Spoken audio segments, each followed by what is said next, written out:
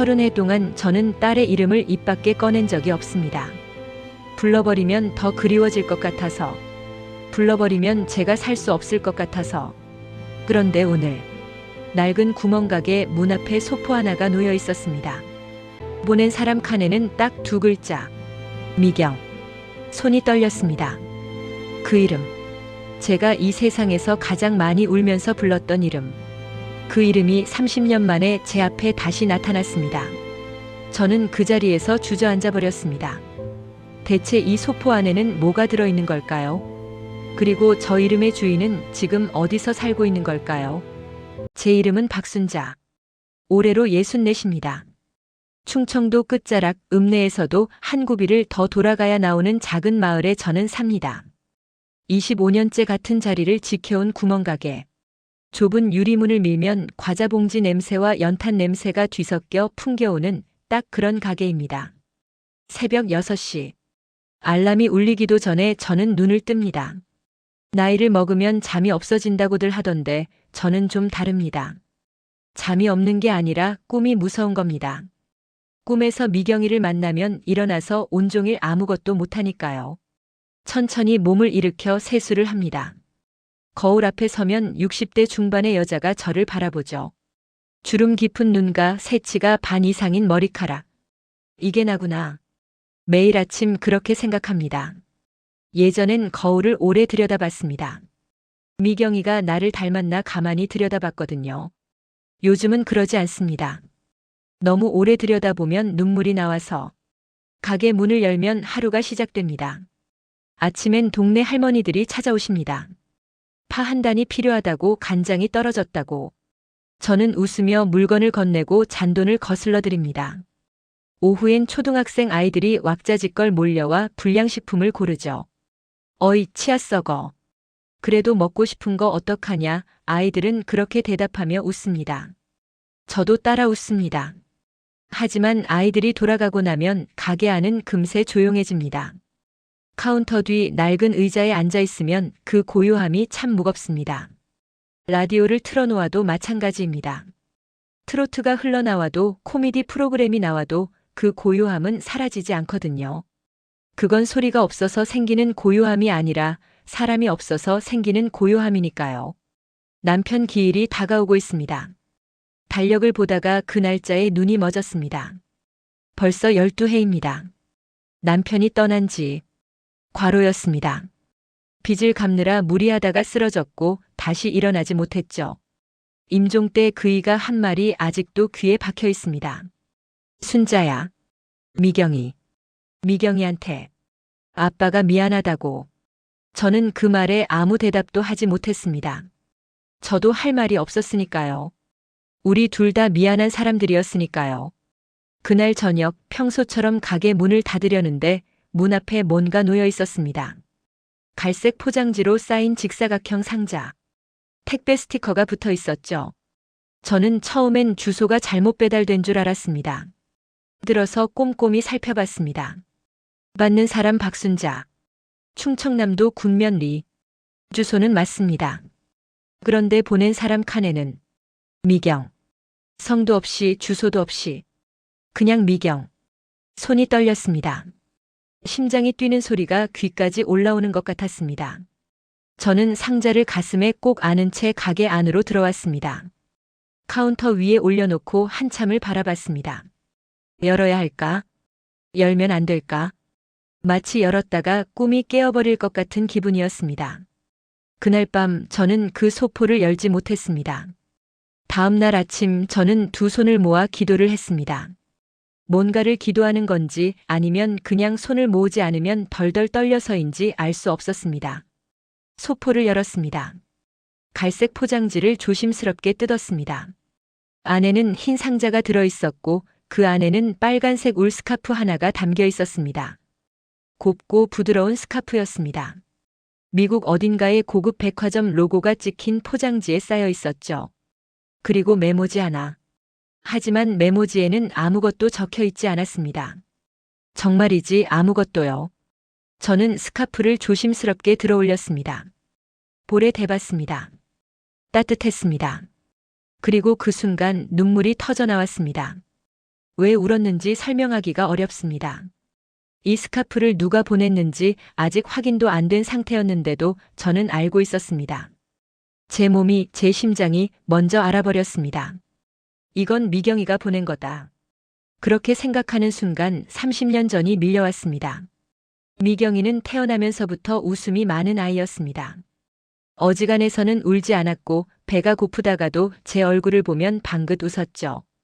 남편도 그 웃음을 보면 하루 일과의 피로가 사라진다고 했습니다. 남편은 작은 건설 회사에 다녔습니다. 미경이가 3살이 되던 해 독립해서 자기 사업을 시작했죠. 처음 2년은 나름 잘 됐습니다. 우리는 작은 아파트도 마련했고 저는 미경이를 유치원에 보내면서 살림에 전념했습니다. 그런데 미경이가 6살이 되던 해 겨울 모든 것이 무너졌습니다. 남편이 보증을 잘못 썼습니다. 오래된 친구가 부탁한 거였는데 그 친구의 회사가 부도가 났습니다. 하루아침에 우리 집도 차도 통장도 전부 사라졌습니다. 빚만 남았습니다. 감당할 수 없는 빚이. 채권자들이 집으로 찾아오기 시작했습니다. 문을 두드리는 소리가 날 때마다 미경이는 제 옷자락을 잡고 숨었습니다. 엄마, 저 아저씨들 왜 자꾸 와? 나쁜 아저씨들이야? 저는 아무 말도 못하고 미경이의 머리를 쓰다듬었습니다.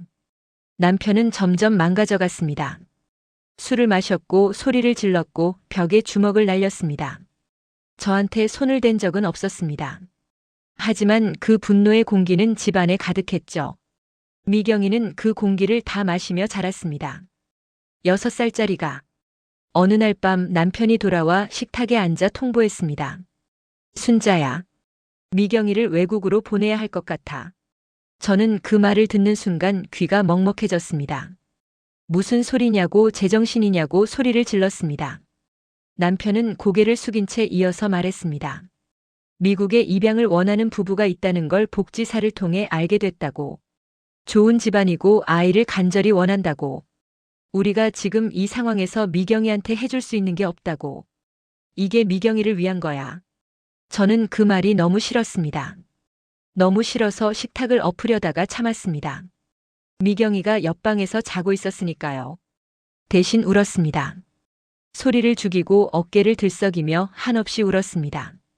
하지만 결국 저는 도장을 찍었습니다. 그때 우리에게 달리 방법이 없었습니다. 빚쟁이들은 날마다 찾아왔고 남편은 일자리를 못 구하고 있었고 저는 식비를 아끼려고 하루에 한 끼씩만 먹고 있었습니다. 미경이가 굶는 건 볼 수 없었습니다.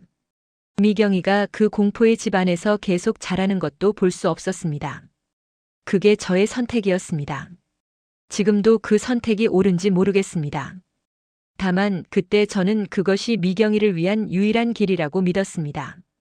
미경이를 보내던 날, 아이는 영문을 몰랐습니다. 비행기 탄다고 미국이라는 나라에 간다고. 그렇게만 알고 있었습니다. 새 엄마 아빠가 생긴다는 것도 그게 영원한 이별일 수도 있다는 것도. 6살짜리는 그런 걸 알 리가 없었죠. 공항 게이트 앞에서 미경이는 제 손을 잡고 물었습니다. 엄마 언제 데리러 와? 저는 대답하지 못했습니다. 목이 막혀서.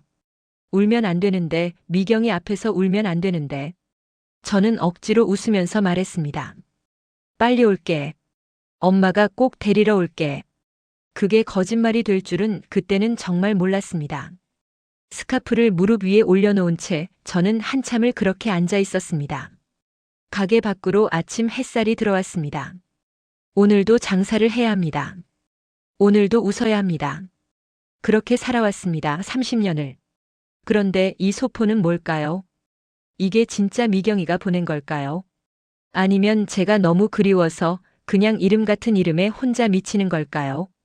알아야 했습니다. 하지만 두려웠습니다. 다음 달이 왔습니다.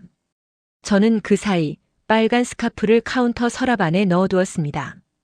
꺼내 보고 싶은 마음을 눌렀습니다. 꺼내면 또 하루가 무너질 것 같아서. 그런데 다음 달 첫 주 어느 날 또 소포가 왔습니다. 이번에도 보낸 사람 칸에는 미경. 단 2글자. 안에는 조그만 도자기 찻잔 세트가 들어있었습니다.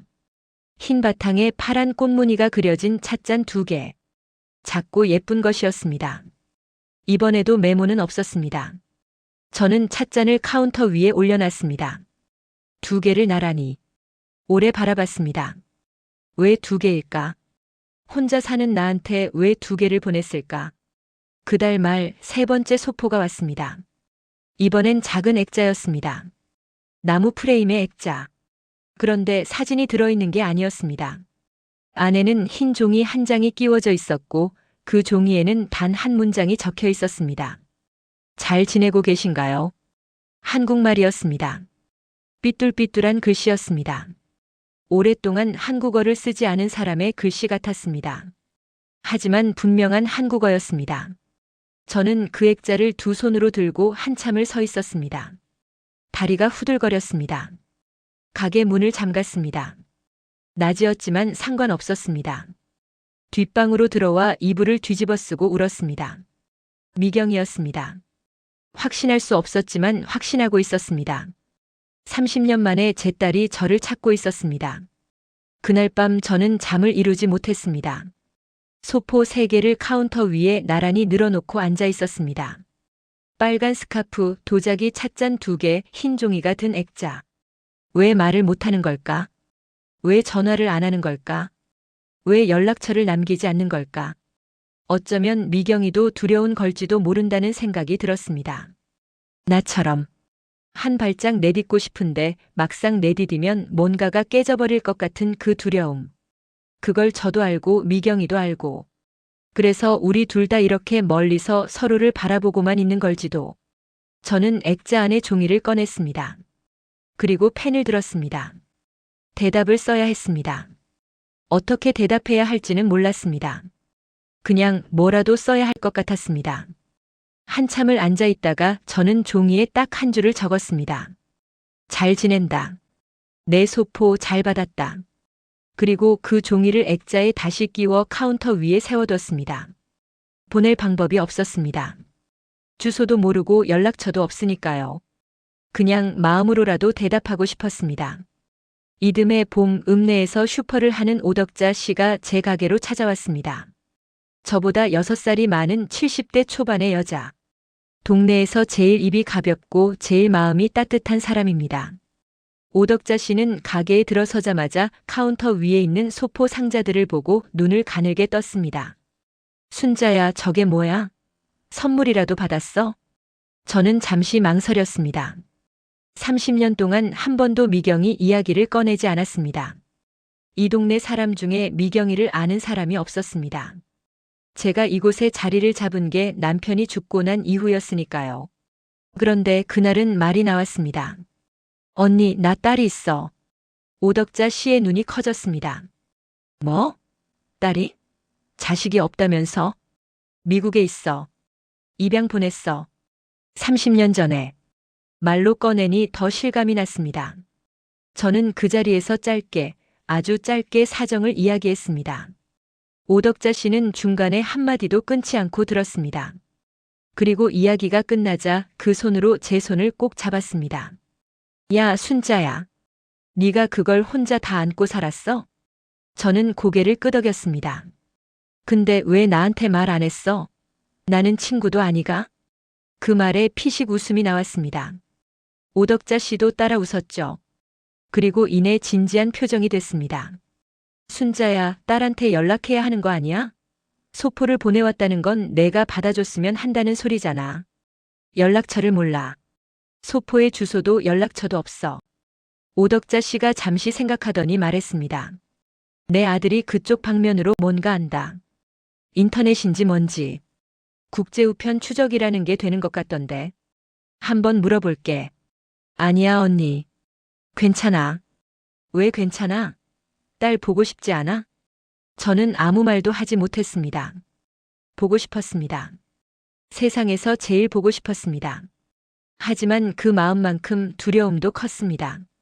만약 미경이가 날 원망하고 있다면, 만약 제가 연락을 했을 때 미경이가 전화를 끊어버린다면, 그게 무서웠습니다. 소포가 오는 지금은 그래도 연결이 돼 있는 것 같은데 직접 연락했다가 그 연결마저 끊어지면 어떡하나 싶었습니다. 오덕자 씨는 제 마음을 읽은 듯 말했습니다. 순자야. 딸이 소포를 보내왔다는 게 무슨 뜻인지 알아? 이미 용서한 거야. 아니면 용서하려고 애쓰는 거거나. 원망하는 사람은 소포 안 보내. 그 말이 오래 남았습니다. 그날 이후 오덕자 씨는 가끔 가게에 들렀습니다. 소포가 왔는지 물어보고 뭐가 들어있었는지 물어봤습니다. 혼자 삭히던 것들을 함께 나누게 됐습니다. 처음엔 어색했지만 점점 그 시간이 위안이 됐습니다. 소포는 계속 왔습니다. 한 달에 한 번, 꼭 한 번씩. 어떤 달엔 손뜨개 장갑이 왔습니다. 어떤 달엔 작은 화분이 왔습니다. 어떤 달엔 무릎에 올려놓을 수 있는 작은 핫팩 쿠션이 왔습니다. 하나하나가 다 쓸모 있는 것들이었습니다. 한국의 겨울을 나이든 어머니의 몸을 생각한 것들이었습니다. 메모는 여전히 없었습니다. 하지만 저는 알 수 있었습니다. 이 소포들은 단순한 물건이 아니라는 걸. 30년을 말 못했던 딸의 마음이 이 갈색 포장지 안에 들어있다는 걸. 소포가 오기 시작한 지 1년이 지났을 무렵. 저는 병원에 갔습니다. 몇 달 전부터 오른쪽 옆구리가 욱신거렸는데 대수롭지 않게 여기다가 오덕자 씨한테 등 떠밀려 가게 됐습니다. 검사 결과는 담석이었습니다. 수술을 해야 할 수도 있다고 했습니다. 의사는 보호자가 누구냐고 물었고 저는 잠시 멈췄습니다. 없습니다. 혼자입니다. 그 말이 입 밖으로 나오려다가 도로 들어갔습니다. 창피해서가 아니었습니다. 그냥 그 두 글자가 무거웠습니다.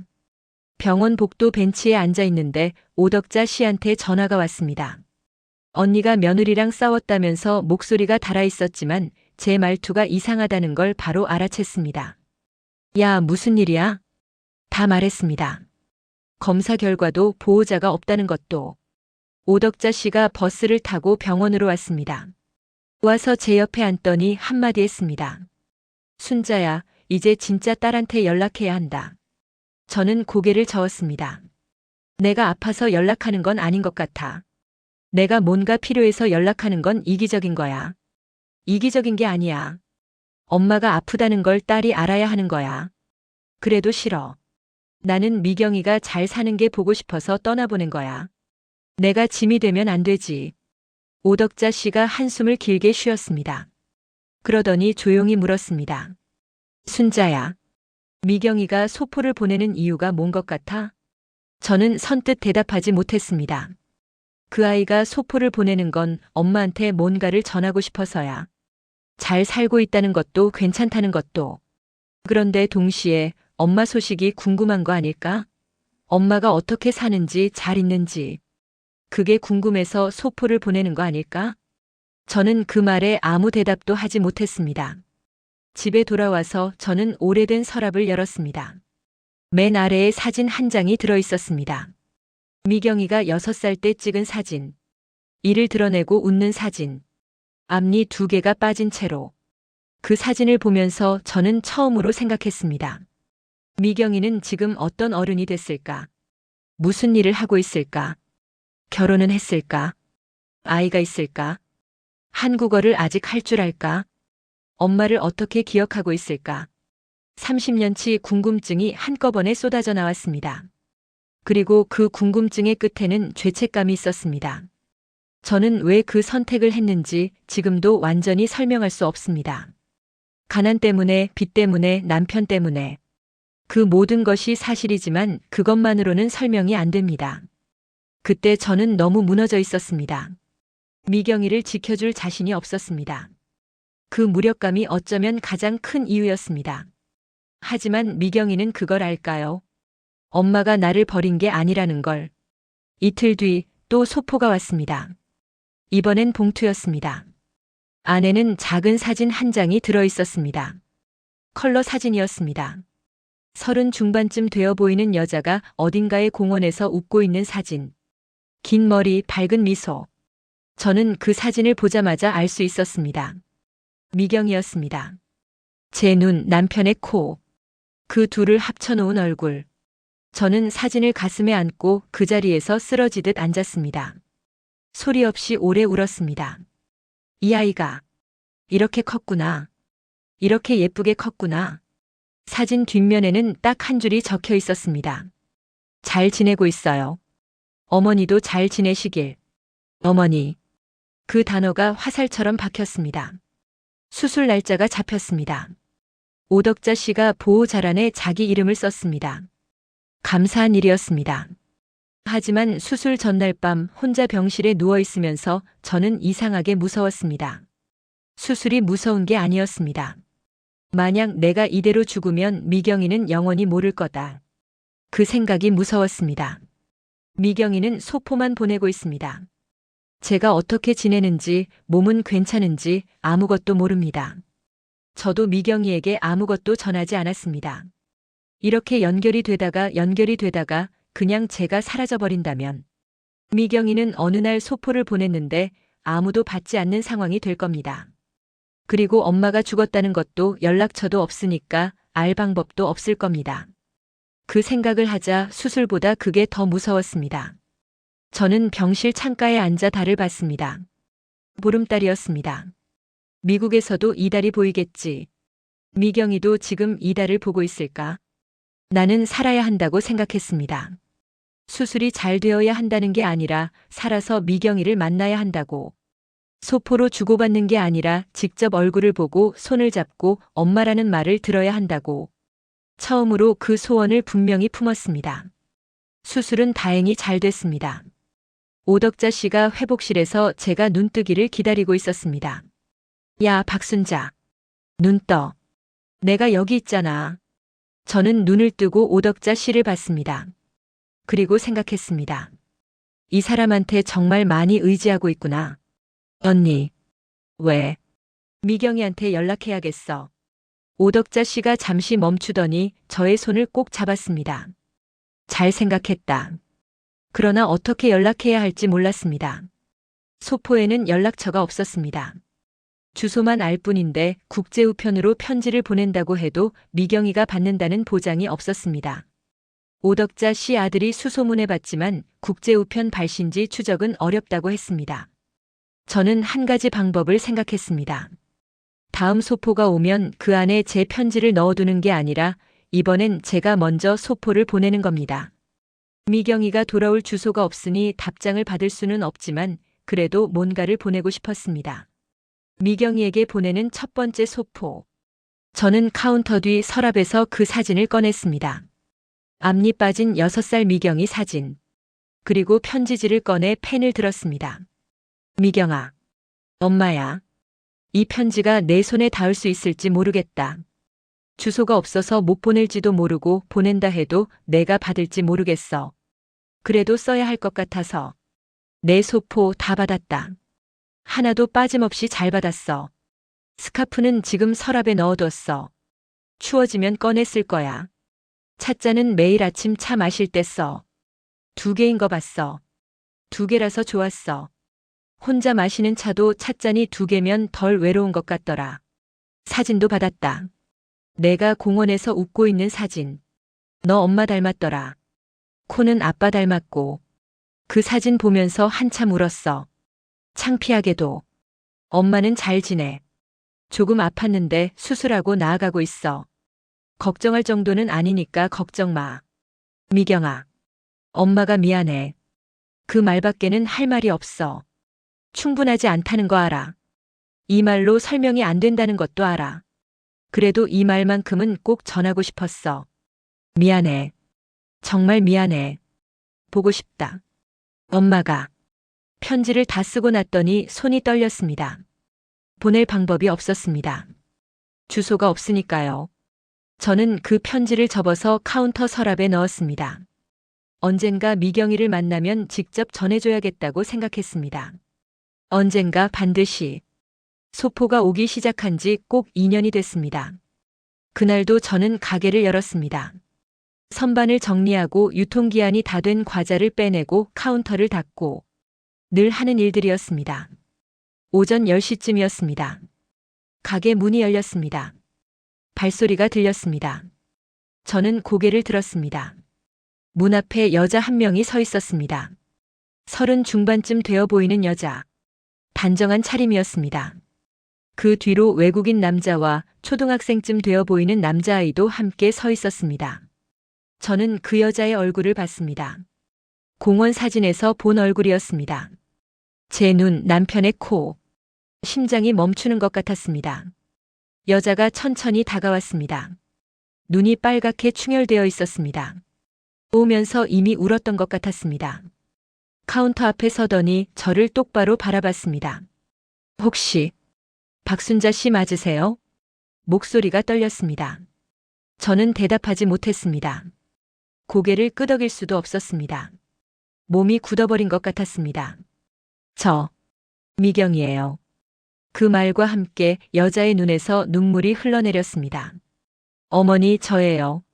저는 그 자리에서 무릎이 꺾이는 것을 느꼈습니다. 카운터를 잡았습니다.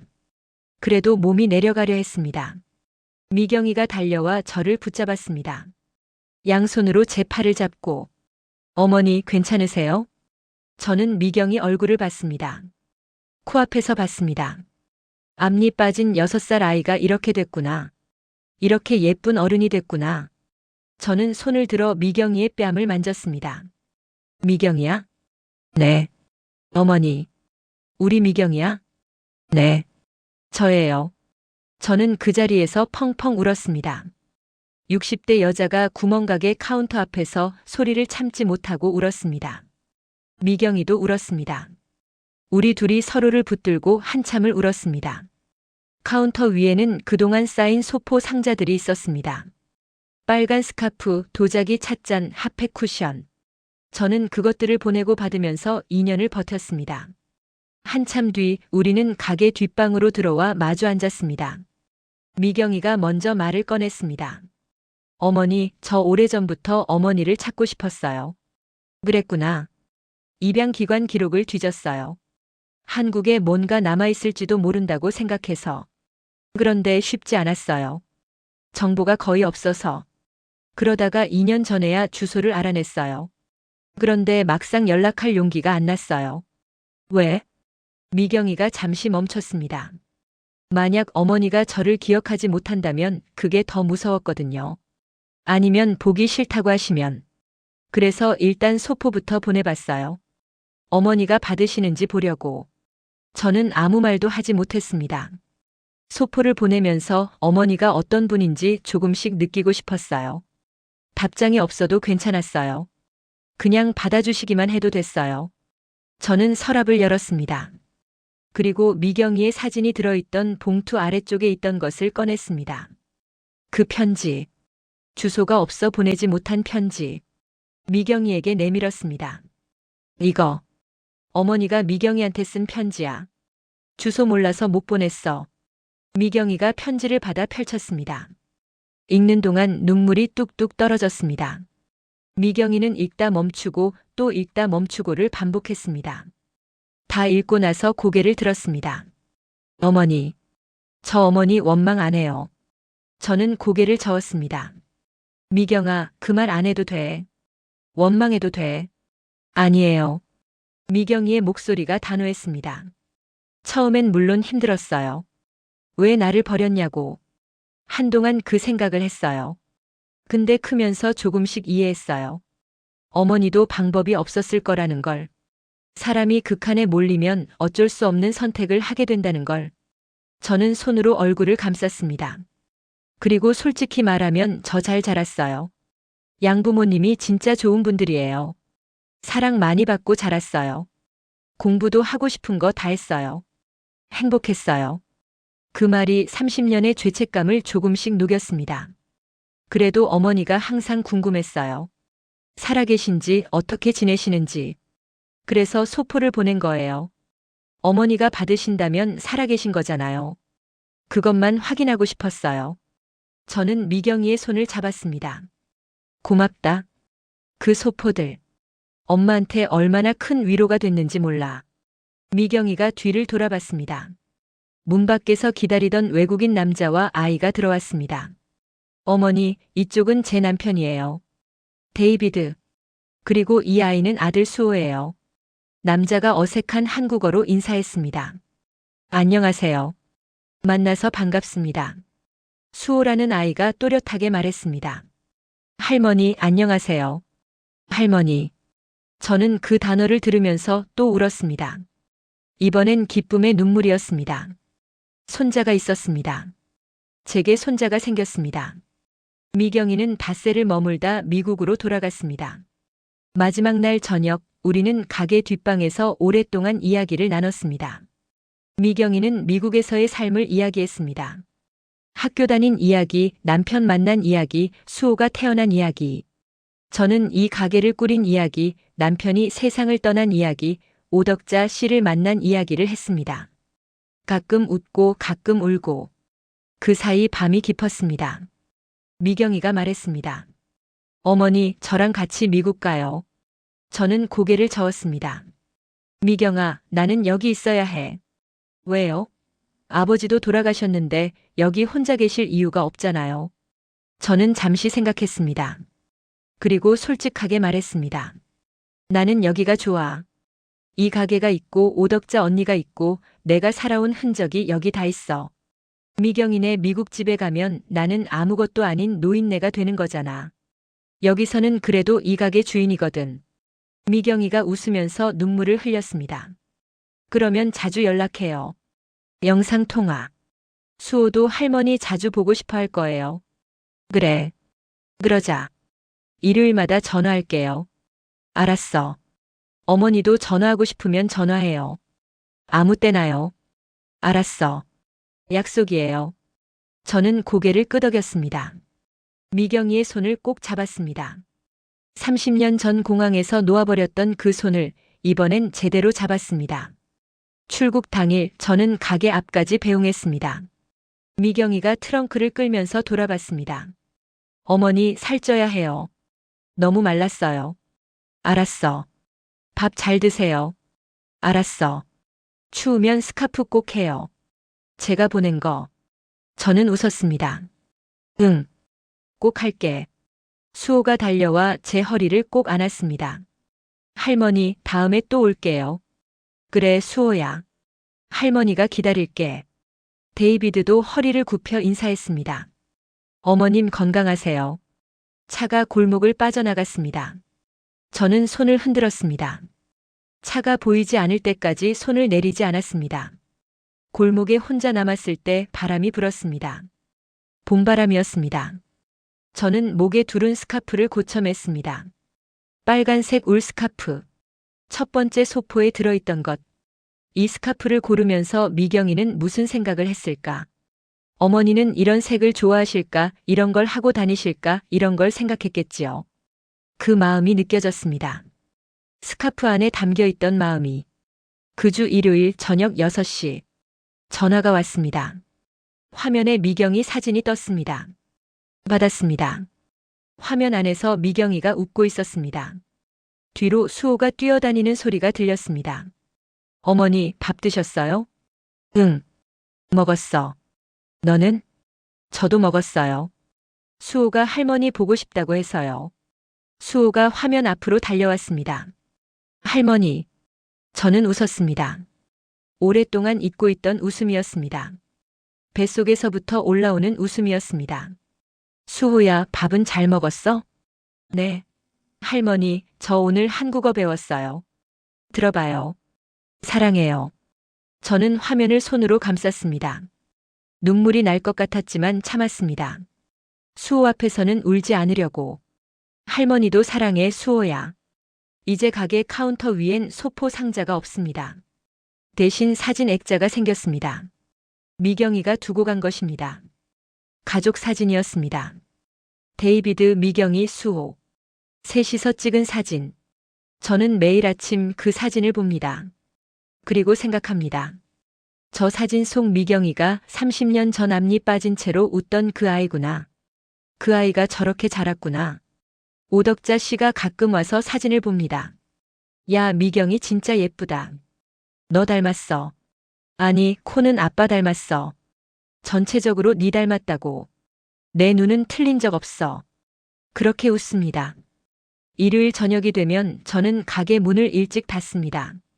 그리고 카운터 뒤 의자에 앉아 핸드폰을 들고 기다립니다. 곧 전화가 옵니다. 화면이 켜지면 미경이가 거기 있습니다. 어머니. 응, 미경아. 잘 지냈어요? 응. 잘 지냈어. 너는? 그렇게 우리는 이야기를 시작합니다. 30년을 건너온 이야기들을 조금씩 천천히 일요일마다. 저는 가끔 생각합니다. 그 첫 번째 소포가 오지 않았다면 어떻게 됐을까?